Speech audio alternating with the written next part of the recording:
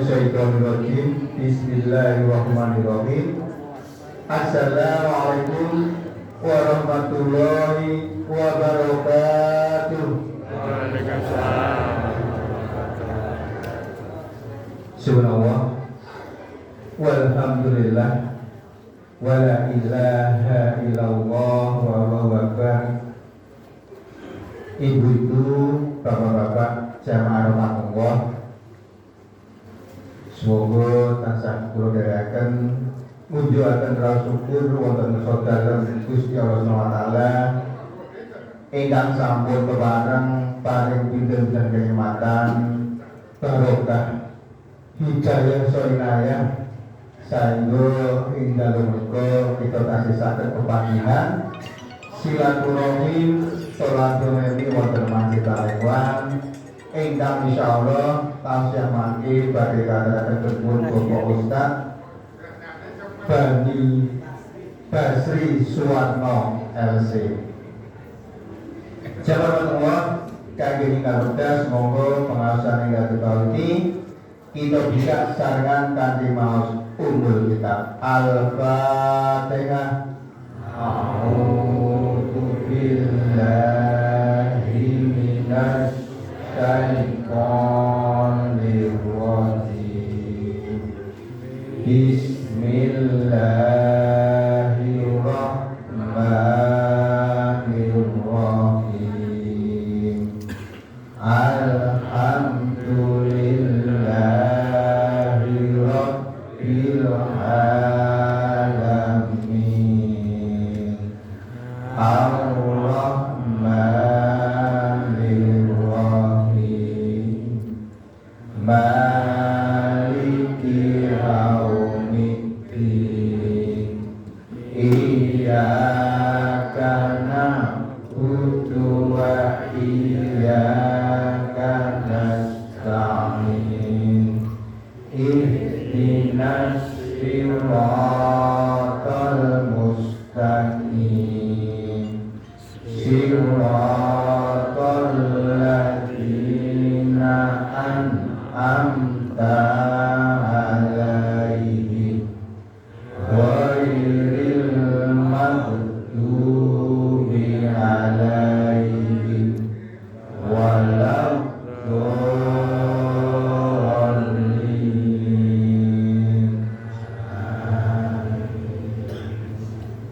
Ingkang sampun Bapak Sapapan para ibu Bapak Ustaz Basri Suwarno LC. Semoga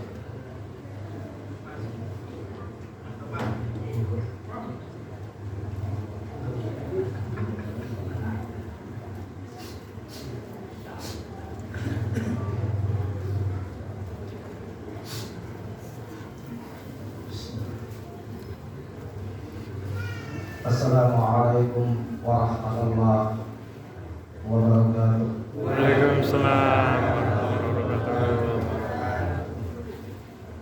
Innal hamdalillah nahmaduhu wa nasta'inuhu wa nastaghfiruh wa na'udzu billahi min syururi anfusina wa sayyiati a'malina. من يهده الله فلا مضل له ومن يضلله فلا هادي له. أشهد أن لا إله إلا الله وأشهد أن محمدا عبده ورسوله لا نبي بعده. اللهم صل على محمد وعلى آله وأصحابه ومن تبعهم بإحسان إلى يوم القيامة. يا أيها الذين آمنوا اتقوا الله حق تقاته ولا تموتن إلا وأنتم مسلمون. قال رسول الله صلى الله عليه وسلم إنما الأعمال بالنيات وإنما لكل امرئ ما نوى. فمن كانت هجرته إلى الله ورسوله فهجرته إلى الله ورسوله ومن كانت هجرته للدنيا يصيبها aw imra'atin yankihuha fa hijratuhu ila ma hajara ilaih. Bapak-bapak, ibu-ibu semua jamaah Masjid Al-Ikhwan yang saya hormati, saya cintai karena Allah. Alhamdulillah, Alhamdulillah, di kesempatan malam ini Selasa kedua kita bisa Selasa kedua keempat ya. Selasa keempat. Biasanya cuma sekali sini. Jadi Selasa keempat ini kita bisa berkumpul untuk kajian rutin kita. Semoga langkah-langkah kaki dengan semua waktu yang telah diluangkan, tenaga yang telah disiapkan dan hak yang telah disalurkan untuk kebaikan ini diganti Allah dengan berlipat di dunia dan akhirat. Selawat dan salam berlimpah dan tercurah selalu kepada Nabi Muhammad sallallahu alaihi wasallam, berlimpah kepada keluarga beliau, para sahabat beliau, para tabi'in, para tabi'in dan orang-orang yang istiqomah selalu di atas Islam ini, di atas sunnah ini sampai akhir hayat mereka. Kaum muslimin wal muslimat jamaah Masjid Al-Ikhwan rahimakumullah, alhamdulillah. Kalau kita pahami bahwa orang mukmin itu punya sifat mulia, dimanapun dia berada selalu memberikan kebaikan. Ia ibarat obat yang selalu meninggalkan laju sehingga bisa bermanfaat dari sekitarnya. Itu ciri orang mukmin. Dimanapun dia berada, manfaat selalu ada pada diri orang-orang sekitarnya. Entah itu lisannya, entah itu mungkin perbuatannya, adab dan sikapnya akan menunjukkan sebuah kebaikan dan akan menjadikan orang lain pun sejuk melihatnya, senang mendengar ucapannya. Man kana yu'minu billah wal yawmil akhir, siapa yang beriman kepada Allah dan hari akhir, falyaqul khairan, hendaklah ia berkata yang baik-baik saja. Aw liyaskut, kalau tidak bisa maka diam, itu lebih baik. Hadis riwayat Muslim. Namun di sini ada sifat-sifat yang sangat utama, sifat-sifat sangat utama yang harusnya dimiliki orang-orang beriman. Meskipun ini sulit bukan berarti nggak bisa. Meskipun berat bukan berarti kita nggak sanggup untuk melakukannya. Walaupun mungkin sangat sulit untuk dilakukan oleh sebagian besar umat di akhir zaman. Yang pertama, mengalahkan keinginan dan kemauan kita menjalankan perintah Allah. Ini pertama. Ini teorinya seperti itu, Pak. Orang mukmin itu harus tunduk dengan perintah Allah atau teorinya. Teorinya prakteknya sebenarnya. Jadi mengalahkan keinginan dan kemauan kita demi perintah Allah itu bukan hal yang mudah. Kalau kita berbicara seperti ini paling gampang. Ustaz nasihati harus patuh, harus taat paling gampang. Ustaznya orang Islam apa-apa. Kadang-kadang seperti itu, kadang-kadang. Ya artinya kan, kalau kita paham, tidak semuanya itu bisa menjalankan perintah Allah. Mengarahkan hati dan keinginan demi dengan perintah Allah itu sulit. La yu'minu ahadukum, tidak sempurna iman salah seorang di antara kalian hatta hawa tabi'a lima ji'tu bih, sampai hawa nafsunya tunduk dengan apa yang aku bawa. Hadis riwayat Bukhari Muslim. Teorinya seperti itu, ilmunya seperti itu. Di surat At-Taubah ayat 23, surat Al-Ahzab 36, surat An-Nisa 65, masih banyak lagi itu. Itu semuanya perintahnya supaya kita tunduk dengan perintah Allah, mengalahkan keinginan kita demi perintah Allah. Ini sifat mulia yang paling sulit sebenarnya. Karena manusia ketika sudah memiliki sebuah kebiasaan dan dia senang dengan kebiasaan itu, kemudian ada perintah Allah yang melarang kebiasaan itu, paling sulit meninggalkan. Itu biasanya. Ini tapi nggak berlaku bagi sahabat, nggak berlaku bagi sahabat Rasulullah, berlakunya sama kita itu. Kalau sahabat itu semua perintahnya dijalankan, subhanallah. Maka dikatakan jakuntum khairal ummah, sebaik-baiknya umat. Sampai dikatakan wasabiqul awwalun minal muhajirin wal ansar wal ladzina tabauhum bi ihsan radhiyallahu anhum. Orang yang mengikuti mereka para sahabat, Allah ridha kepada mereka. Sampai Rasul mengatakan alaikum bi sunnati, tetaplah kalian di atas sunnahku wa sunnatul khulafa'ir rasyidin al-mahdiyyin, dan sunnahnya al-khulafa'ir rasyidin yang mendapat petunjuk. Sampai disebut sunnah Rasul dan sunnah Rasul. Saking mereka orang-orang yang mulia.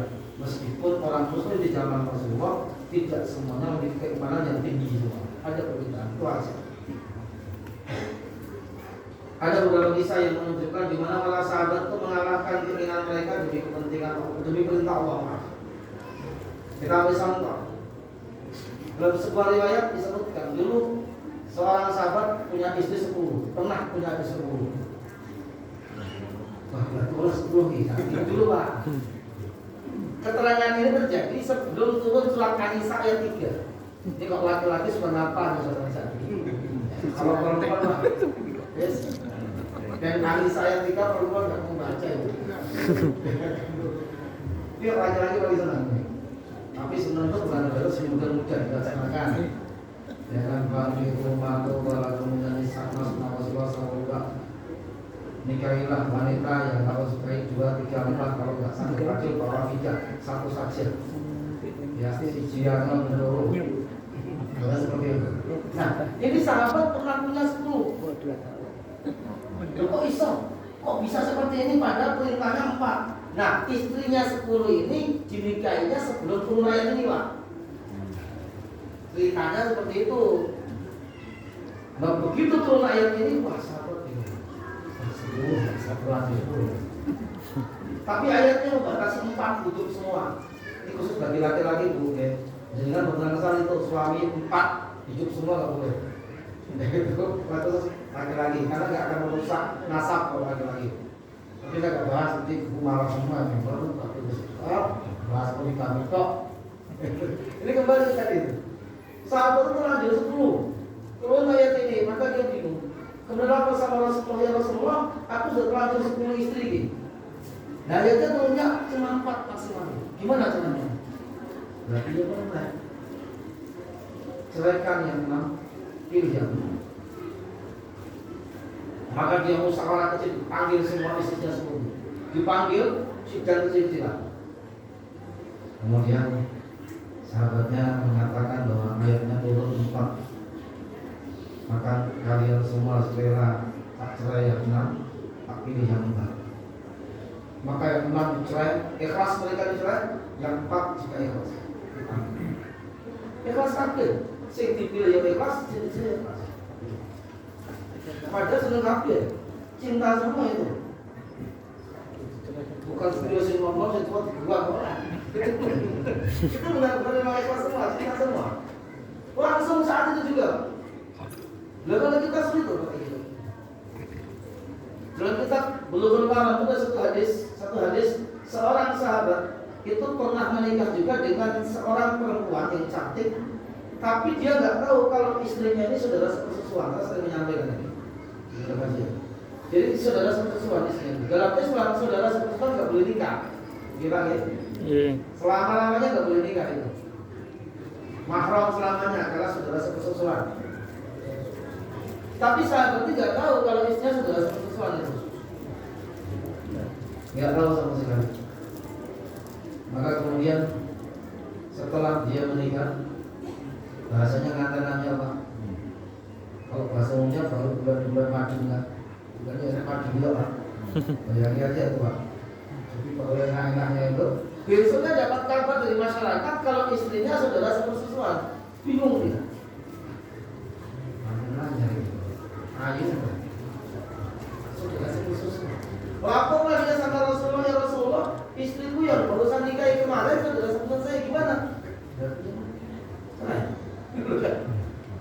Enggak tunggu lama, langsung diceraikan saat itu. Ini mengarahkan cinta dia demi perintah Allah. Kalau kita jawabnya cuma satu.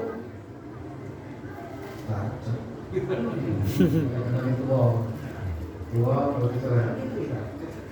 Apa pura-pura nggak tahu aja udah. Ini luar biasa sahabat. Kita kita pernah mendengar ada sahabat yang melakukan sholat dua kiblat. Kan kiblat dulu kan bukan ke barat, kalau di Indonesia barat Pak. Iya. Ya, dulu itu arahnya timur, arah ke timur ya. Timur. Kalau arahnya Palestina, kiblat pertama itu arahnya Palestina. Vaksin. Kemudian Iya. setelah hijrah, maka Allah memerintahkan untuk pindah kiblat ke arah Ka'bah. Itu arahnya Masjidil Aqsa itu Pak. Kemudian pindah kiblat ke arah Ka'bah. Padahal mereka udah melakukan sholat lama itu Pak. Kebiasaan mereka sholat menghadap timur semua kalau di Indonesia. Kemudian Allah memerintahkan para sahabat untuk pindah kiblat ke arah Ka'bah. Kalau di Indonesia arahnya agak berbeda. Jangan bisa bayangkan, ini bukan sesuatu yang mudah untuk ditinggalkan.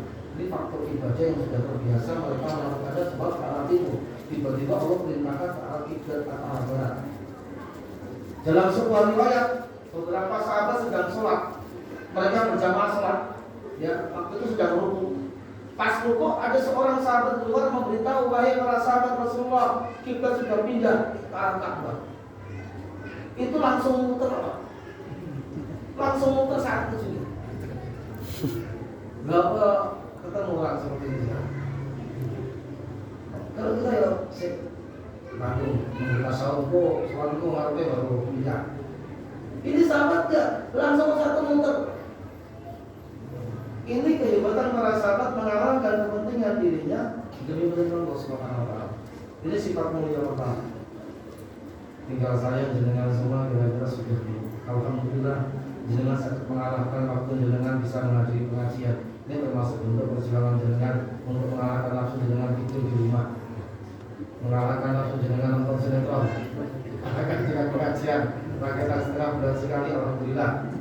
Jenengan bisa mengalahkan sholat, mengalahkan waktu untuk sholat 5 waktu, subuh sampai subuh lagi, ya, zuhur kerja dulu, pagi, siang tinggalkan kerjanya, sholat di masjid. Sudah alhamdulillah. Rakyat sholat kita itu mungkin masih belum melapir, ya kan? Sholat kita kan kayak gitu, tapi alhamdulillah secara fisik kita bisa mengalahkan waktu-waktu kita yang lainnya untuk sholat. Alhamdulillah seperti Ramadan kita bisa mengalahkan nafsu kita makan dan minum dari pagi fajar sampai nanti terbenam matahari. Tapi yang jadi masalah perintah Allah kan bukan hanya itu saja Pak. Perintah Allah itu bukan hanya itu saja. Berapa banyak perintah Allah yang belum kita jalankan. Ini sifat mulia pertama. Sudahkah hati kita tunjuk dengan apa yang dibawa oleh Allah dan Rasul. Jadi sampai kepada Rasul. Terus kedua, sifat mulia kedua mengarahkan keinginan kita dan kepentingan kita demi orang lain pada saat memiliki kepentingan yang sama, namun orang lain lebih membutuhkan dan kita masih bisa bertahan. Maka kita kalahkan keinginan kita demi orang lain. Itu sifat mulia kedua. Itu sifat orang lain seperti itu. Tapi itu mulia nih. Ini sulit Pak. Rata-rata manusia saya jenengan semua, yang penting saya dulu baru orang lain. Jelas? Ya tapi itu umumnya. Kalau saya sudah, kalau kita sudah baru orang lain, itu standarnya. Dan ciri orang mukmin standarnya la yu'minu ahadukum hatta yuhibba li akhihi ma yuhibbu li nafsihi. Itu standarnya. Tidak sempurna iman salah seorang di antara kalian sampai ia mencintai saudaranya seperti ia mencintai diri sendiri. Itu standarnya harus seperti itu. Hadis riwayat Muslim. Masalahnya ini lebih di luar standar. Mengalahkan keinginan kita demi orang lain, mengalahkan kepentingan kita demi orang lain dalam kondisi-kondisi tertentu. Ini teori Pak. Praktis ini.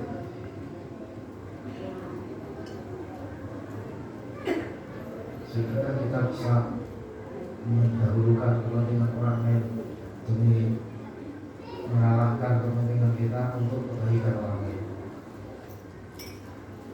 Di zaman Rasulullah ada seorang tamu, saya sering menyampaikan juga. Ada seorang tamu malam hari datang kepada Rasulullah. Ya Rasulullah, aku lapar ya Rasulullah, tidak punya perbekalan sekarang. Maka Rasul langsung pulang ke rumahnya menengok istri-istrinya. Menengok istri-istrinya, bukan istrinya, istri-istrinya. Karena Rasulullah istrinya yang sangat pasur 9. Menengok istrinya malam itu juga ditanya semuanya, ada nggak makan malam hari ini? Kenapa ya Rasul? Ada tamu yang kelaparan, ada tamu yang pembekalannya habis malam hari ini. Semua istrinya Rasul mengatakan tidak ada makanan sama sekali. Habis. Bingung Rasulullah. Istri nggak ada makanan berjalan. Akhirnya Rasul kumpulkan sahabat. Sahabat dikumpulkan semua itu Pak. Dikumpulkan semuanya. Dan Rasul berkata, wahai para sahabat, adakah di antara kalian yang memiliki kelebihan makanan malam hari ini?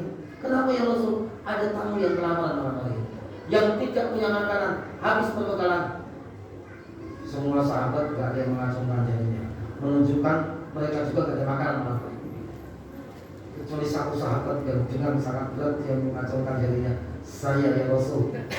Padahal dia tahu jatah malam itu adalah jatah untuk makan anaknya. Maka Rasul berkata, alhamdulillah, wahai tamuku, ikuti sahabat tadi. Dia punya makanan malam hari.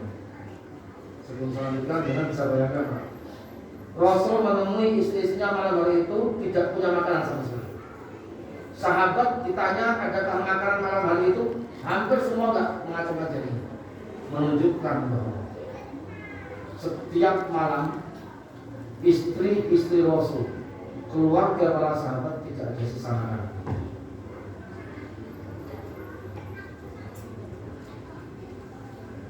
Istri kita dan sisa makanan ngomong apa? Ya, mas, kertas kosong kau. Mana di sini? Sebenarnya kita tidak khawatir. Jenengan alhamdulillah, ibu itu alhamdulillah. Kulkas jenengan tersekebak. Yakin loh. Buka kulkas ini bu. Roti wonten. Bukaan sego esuk wonten. Iya loh. Susunya disimpan. Ketok nih. Kan gitu. Kan buka kiamat kulkas jenengan. Sing ada kulkas, Pak sini saja. Alhamdulillah, Rasul tidak pernah ada di sana. Nah kemudian ketika ada sahabat yang mengacungkan, saya ya Rasulullah ada makanan, maka tamu tadi mengikuti sahabat tadi. Sampai ke rumahnya, tamunya disuruh duduk. Sahabat itu ke belakang, ngomong sama istrinya. Tapi di bahasa Arabnya gajinya untuk mempermudah toh. Ada kan di sana mana lagi? Itu di hadisan nggak ada kata untuk mempermudah menjelaskan. Ada nggak bisa makan? Kenapa suaminya? Ada tamu. Tamunya malam hari ini, tamunya Rasulullah tidak ada makanan sama sekali, dan dia itu kebetulannya habis. Kira-kira ada nggak? Ada sih mas. Tapi cuma untuk makan malam anak kita. Anak kita belum makan dari siang. Suaminya bilang, tidurkan anak kita. Besok dia masih bisa makan. Tamu kita kan belum tentu bisa makan malam ini. Tidurkan mas, tidurkan. Istrinya apa? Gak bantah, langsung ditidurkan. Anaknya itu kan dalam keadaan menahan lapar, tertidur pulas. Apa ya aja istri kayak gini? Apa aja istri kayak gini yang patok kayak gini? Ya, merelakan jatah makan anaknya demi orang lain, apa aja sekarang. Jenengan mau tes sebenarnya. Pak muni-muni begini saja. Yakin? Kalau makan malam harinya kita kasihkan kamu kira. Tapi nggak ada hihi loh. Hihi anak malam makan nggak ada loh. Ya, kalau masih ada hihi malam makan, ya kasihkan mas. Patutnya jodoh wajar. Tapi ini loh. Ini gak ada gantinya misalnya patus ke warung ada kan ya, makan malam anak kita kasihkan orang lain pasti muni-muni mau semua kalau sakit sama anak sekali mau dia kali gitu aja itu kan. Tapi istri saat ketiga langsung dikasihkan, ditidurkan anaknya dan dikasihkan makanan itu kepada tamunya. Sang tuan rumah tadi juga bawa piring, Pak. Tujuannya supaya tuan tamu ini tahu kalau ditemenin sama tuan rumah makan. Kalau seandainya dia makan sendirian tentu nggak mau makan, Pak. Tapi yang jenengan perlu pahami, piring yang dibawa sahabat ini piringnya kosong. Karena dulu lampunya kan gelap, ada lampu kayak gini sentil lah, masalahnya api, dan api itu dimatikan dulu supaya nggak kelihatan kalau seandainya piringnya kosong. Jadi cahaya dari luar tak. Jadi sahabat itu cuma begini toh, Pak. Ini piring nih, tangannya begini. Enak dong. Jadi berpura-pura seperti makan. Ketika tamu itu dari kegelapan melihat tuan rumah itu ada makan lahap, langsung dia makan. Padahal tuan rumah hanya makan angin. Ya gini makan angin kok. Hanya demi untuk tamunya itu supaya lahap makan. Akhirnya Allah memberitahu kepada Rasulullah bahwa Allah mengampuni dosa sahabat tadi karena mendahulukan orang lain demi kebaikan orang lain, mengarahkan kepentingan kita. Ini sejarah yang telah terjadi, yang belum sempat ada di zaman sekarang. Sulit ini, Pak. Sulit sekali kayak ini.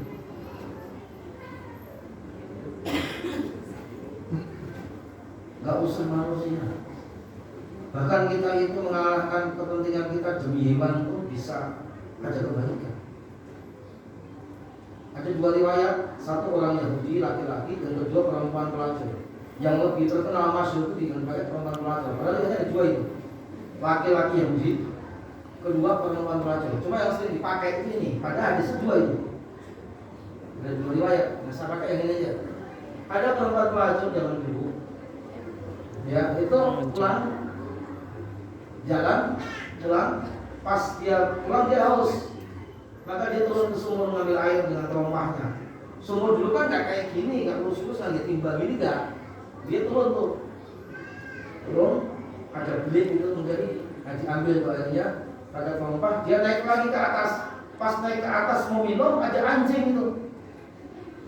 Anjing itu menjulurkan lidahnya ke tanah dalam hadis itu. Saking hausnya, saking dia tidak punya airnya. Itu udah mau sakit itu. Perempuan itu mau minum gak tegel. Saya minum, anjing ini kehausan. Saya kasihkan anjing ini, saya haus. Itu kasih mana bahasanya seperti itu. Akhirnya perempuan itu berpikir, kalau anjing ini kan gak bisa minum sumur. Jadi saya rela menahan haus, saya kasihkan air ini demi anjing itu supaya dia segar. Saya nanti turun sendiri ke sumur.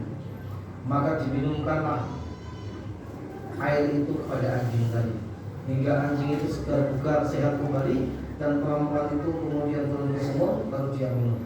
Dia menahan hausnya demi memberikan seekor anjing yang kehausan. Allah mengampuni dosa. Tapi ingat, ketika seorang ustadz menjelaskan seperti ini, jangan dipraktekin secara sengaja. Oh, perempuan itu senang ustadz enak dia. Misi pengajian dosa berzina aja diampuni cuma ngasih seekor anjing itu main minum. Akhirnya nggak dijelasin secara total, perempuan pelacur itu praktek, Pak. Malam ini ngelayani Pak aku ya, Pak. Besok pagi dia cari bawa air mineral, cari anjing. Wah, ada anjing, kasihkan minum. Alhamdulillah dosa itu diampuni. Malam lagi layani lagi. Ya, bahasanya umum, Pak. Besok paginya bawa air mineral, cari anjing lagi, diminumkan, anjingnya minum. Alhamdulillah dosaku diampuni. Malam harinya lagi kerja lagi, paginya bawa air mineral, cari anjing nggak ketemu, akhirnya cari kucing. Alhamdulillah dosaku diampuni. Kalau gini salah tampilannya. Ya benar banget kayak gini. Ini yang kita ambil adalah kebaikan kita dengan makhluk Allah, itu bisa menghapus dosa kita. Tapi kalau sudah disengaja seperti itu, beda lagi masalahnya. Masalahnya beda lagi itu. Itu kita paham. Kalau dengan seekor anjing, meskipun anjing tidak boleh kita pelihara, Tapi saat dia itu membutuhkan makanan dan minuman, kita belum memberikannya. Rasul pernah makan roti, Pak. Baru makan roti ada anjing yang melihat, dibelah rotinya, diparuh rotinya, dikasihkan.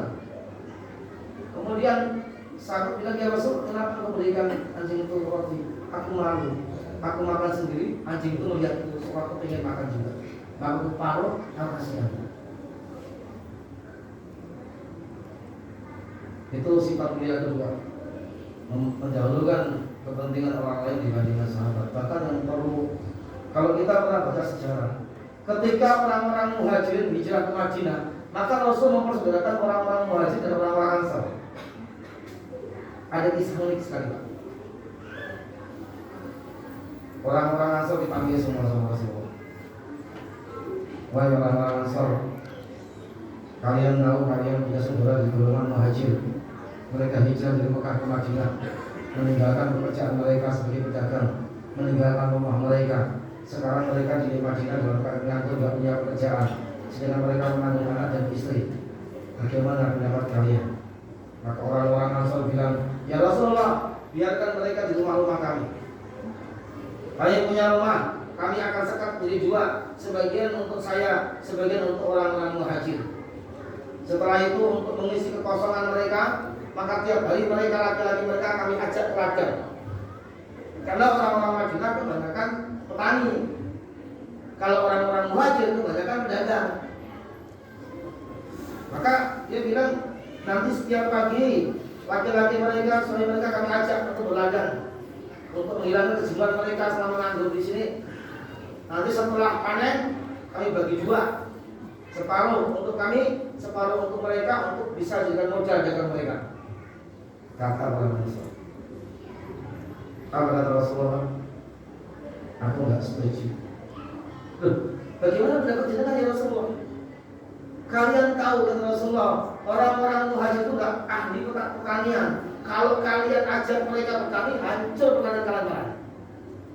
Lalu bagaimana ya Rasul? Biarkan mereka di rumah kalian dulu. Mereka tidur makan bersama kalian. Biarkan mereka istirahat sampai bisa mendapatkan rezeki. Kalian tetap tiap hari kerja ke ladang, bertani. Nanti kalau panen, baru kalian bagi separuh untuk jenengan kalian, separuh untuk orang-orang Muhajir. Biar mereka bisa untuk berdagang dan modal dagang, sehingga mereka bisa mandiri sendiri, bisa buat rumah sendiri, dan bisa dengan kalian. Apa kata orang Ansar? Siap ya Rasul, kami mendengar, kami taat. Oh kita kedatangan saudara kita sakit 3 hari aja semuanya. Kalau mau gimana gimana? Ini kalau aja benar. Ini jangan bisa paham. Orang Muhajir itu Pak ya, tidur makan, sedangkan orang Ansar tiap hari kerja. Nanti setelah panen dibagi dua. Coba bayangkan, masuk logika kayak ini. Jawabannya cuma satu. Benar mau gimana? Makan dulu. Kalau panen dibagi. Tapi mereka kemana bukan itu. Orang-orang Ansar hitungannya bagaimana menolong saudaranya demi supaya mereka bisa. Beda kalau memang mereka malas kerja. Nanti beda lagi permasalahannya. Orang Muhajir itu bukan malas kerja, tapi memang nggak punya pekerjaan, belum punya modal. Maka orang Ansar rela bekerja tiap hari, kemudian panennya dibagi. Ini riwayat yang lain. Maka Bapak Ibu sekalian hormati, ini sifat mulia kedua yang seharusnya kita miliki di zaman sekarang ini. Jadi sulit sekali. Yang ketiga terakhir Pak, mendahulukan kepentingan keluarga dibandingkan kepentingan kita. Insya Allah dengan semua sudah. Nah, sifat mulia itu ada 5 Pak, Mas saya potong berarti aja. Jadi yang ketiga, mendahulukan kepentingan keluarga demi kebaikan keluarga dan mengalahkan kepentingan kita. Perintah Qurannya juga ku anfusakum wa ahlikum nar. Itu kita diperintahkan untuk menjauhkan diri kita dan keluarga kita dari neraka. Nah, perlu kita pahami, seorang perempuan yang dulu masih gadis, dia akan bebas kemana saja ibaratnya. Dia nggak punya tanggungan, dia nggak punya beban. Setelah dia punya suami, dia harus mengalahkan keinginan dia demi takut dengan suaminya, taat dengan suami. Seorang laki-laki yang dulu dituntut untuk mencari nafkah, karena mungkin dia masih bujang, main tiap malam minggu dan sebagainya. Setelah dia punya istri, punya anak, dia harus bekerja mencari nafkah, banting tulang keras keringat untuk menafkahi istri dan anak. Dia relakan fisiknya, dulu gemuk sekarang kurus, dulu putih sekarang hitam, dulu mungkin kuat sekarang lemah, demi untuk memberikan nafkah istri dan anak-anak. Saya yakin jenengan sudah melakukan. Seorang ibu di zaman Rasulullah dengan 2 anak perempuan yang masih kecil dalam keadaan lapar, tidak punya makanan apa-apa. Dia menutup pintu seorang sahabiah. Assalamualaikum. Dibuka, waalaikumsalam. Maaf, ada kasih makanan yang bisa kami makan. Aku lapar. Anakku yang kecil-kecil ini juga masih lapar. Benar-benar lapar loh Pak ini. Bukan kayak di jalan-jalan dulu, saya nggak bahas di jalan dulu. Beda itu tafsirannya. Ini lapar benar. Kemudian sahabiah tadi bingung karena dia nggak punya makanan. Tapi dicari ke belakang, dicari di rumah, di dalam rumah. Ketemu 3 butir kurma. Ketemu 3 butir kurma, bukan 3 kilo, 3 butir. Kalau 3 butir berarti pas toh, ibunya 1, anak perempuannya 1, dan satu, pas atau 1. Mbak, saya cuma punya 3 butir kurma. Alhamdulillah, terima kasih. Diambillah 3 butir kurma itu. 1 kurma dipegang ibunya, yang 1 kurma dikasihkan anaknya, yang 1 yang masih kecil, yang 1 kurma lagi dikasihkan anak yang 1 juga masih kecil. Pas 1-1. Namanya anak kecil lapar, kurma langsung dimakan, enak manis sekali. Setelah habis, ibunya gantian mau makan jatahnya. Pas ibunya itu mau masukkan ke dalam mulut, anaknya jodoh bilang, Bu, lagi enak. Biasa anak kecil loh. Nggak jadi dimasukkan ke mulut, dikeluarkan, dibelah menjadi 2 kurma tadi. Separuh untuk anaknya yang 1, separuh untuk anaknya yang satunya. Ibunya rela menahan lapar demi anaknya. Insya Allah ibu-ibu di sini sudah mengamalkan nanti. Tapi ada juga, ada, tapi bukan di sini. Ada seorang ibu itu yang makan itu di depan suaminya kita biasa aja. Padahal suaminya belum makan, anak itu belum makan, dia makan dulu. Alasannya cuma 1, untuk masak, untuk sehat badannya gimana. Maka saya makan dulu, kalau habis makan baru bisa masak. Ya ini perempuan akhir zaman. Tapi ada nih Pak, ini ada cerita kayak gini, sampai suaminya bingung. Ujungnya makan besok aku makan loh, kata malu. Memang kalau ini makan sih sehat, habis sehat masak, baru kita nunggu masaknya dulu. Terus suami sama lapar dulu nggak apa-apa, yang penting sudah makan. Itulah perempuan akhir zaman. Di sini saya nggak menemukan, nggak tahu kalau ada. Ini perhatikan. Tapi kalau lihat tadi itu, ibunya rela itu lapar demi anaknya itu. Maka di semua dulu jangan tidak ada kandungan ketaatan kecuali dengan orang tua. Sekarang jangan punya suami, ya, seorang suami, maka jangan harus bisa mengalahkan keinginan jangan demi taat sama suami. Itu kalau perempuan. So, jangan itu dari suami. Ketika seorang perempuan itu bisa mengalahkan nafsunya demi taat dengan suami, surga balasannya. Yakin tuh. Sebenarnya sholat tuh. Ya. Surga balasannya. Ayo mamraatin istri mana saja, salat khamsaha yang dia sholat 5 waktu, wa salat sahraha, puasa bulan Ramadan, wa hafizat farjaha, menjaga kemaluannya kecuali sama suaminya yang dijaga. Ya. Wa ta'at zaujaha, taat dengan suaminya, akhlak terjana, masuk surga dia. Rasul mengatakan disuruh milih masuk di pintu mana? Rafaidah. Wes pilihan sepuluh. Tapi ya kan, ibu-ibu mengalahkan kepentingan nafsu untuk taat sama suami panel. Mudahnya pas nanti nanya. Kalau pas nanti nanya, ibu itu sangat mudah taat sama suami. Yakin saya. Jadi nanti nanya. celoknya langsung ngorok. Dik, siap mas, dik, siap mas, dik, siap mas. Gak nunggu menit, detik datang. Jadi begitu semangat lawas pada mereka. Enggak dimasak. Dik, mau masak dulu, berarti lagi masak. Mau masak celak lain. Pernah nggak ibu ngomong seperti ini? Pernah.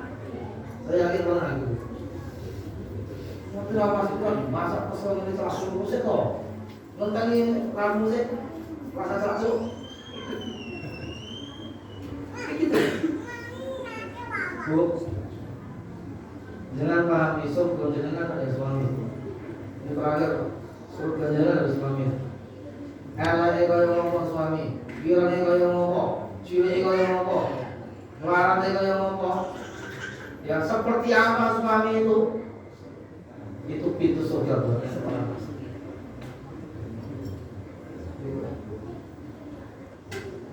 Lalu suami jenengan biar lemu sakit turu, putih sakit, pikiran rambutnya putih kabeh ya karena mikirnya jenengan biar rata-rata juga laki-laki yang kayak gitu aja. Cuma kan enggak seperti itu. Makanya laki-laki itu saya persentase laki-laki itu kematian laki-laki itu lebih dulu dibandingkan istrinya. Assalamualaikum warahmatullahi wabarakatuh. Inna lillahi wa inna ilaihi raji'un. Telah meninggal Abdullah bin besok lagi. Inna lillahi wa inna ilaihi raji'un. Telah meninggal Ahmad bin. Innalillah, telah meninggal Arman bin Nabi. 10 anak baru innalillah, telah meninggal Fatimah binti Baru. Kenapa laki-laki itu lebih jauh meninggal dunia? Jadi sebenarnya membuktikan mikir gitu. Mumet mikir gitu sama. Silahkan perhatikan Pak, yang meninggal laki-laki atau perempuan sudah kebanyakan? Hah? Laki-laki dulu. Nanti mendekati hari kiamat, perbandingan laki-laki sama perempuan itu 1:40. Siji lanang wedok 40. Ini jenengan bojo papate sekolah kok. Ibaratnya loh, hitungannya. Wah, sekolah ini ya. Ini logikanya seperti itu. Tingkat kelahiran itu banyak perempuan juga, dan tingkat kematian itu banyak laki-laki. Maka Bu, sebelum suami jenengan meninggal dunia, taat sama suami. Kalau suami redho jenengan surga. Sebelum saya lanjutkan, ada satu kisah perempuan itu dijamin surga oleh Allah Subhanahu wa taala. Di sini masih ada ikhtilaful ulama. Ada ikhtilaful ulama, ada perbedaan pendapat di kalangan para ulama. Fatimah ingin tahu siapa sih perempuan ini. Dia bukan ahli ibadah, bukan juga orang berilmu, bukan terkenal ahli zikir, bukan terkenal ahli hadis di zaman Rasulullah, tapi dia dijamin surga. Maka Fatimah mengajak anaknya bernama Hasan ke rumah perempuan tadi, ketuk pintunya. Assalamualaikum. Waalaikumsalam warahmatullahi wabarakatuh. Kaget sekali dia, kedatangan tamu yang luar biasa, anaknya Rasulullah, Fatimah. Kemudian, boleh saya masuk? Sang perempuan tadi bilang, maaf, tadi suamiku sebelum pergi dia pesan tidak boleh memasukkan tamu laki-laki. Lu dicicil ya, cicil ini.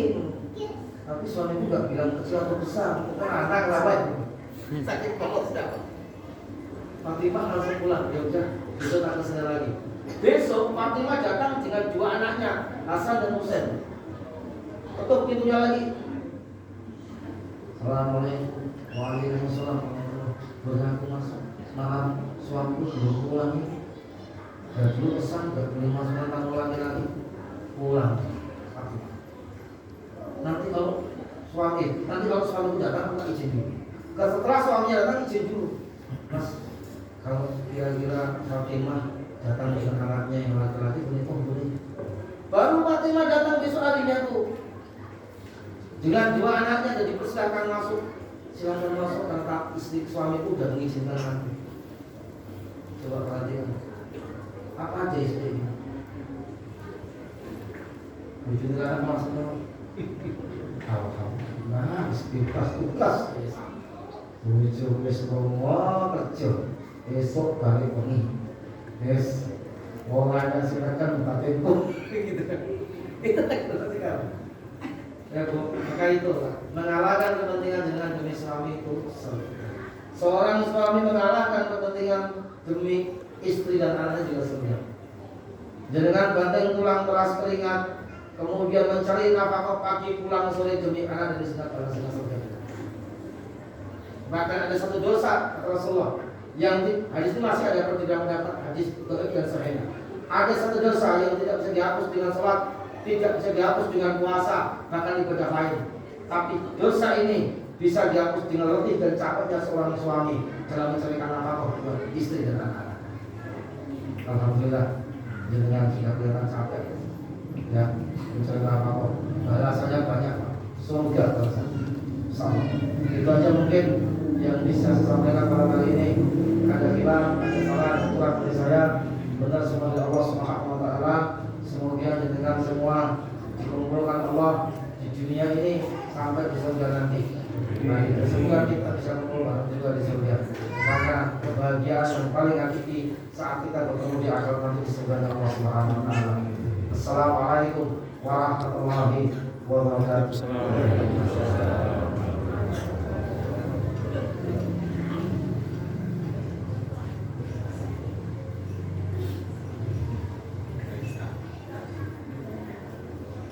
Baginda Bapak Ustaz Basri Suwarmasi satu tasyarau sakit nambahi keimanan soal sama dosani.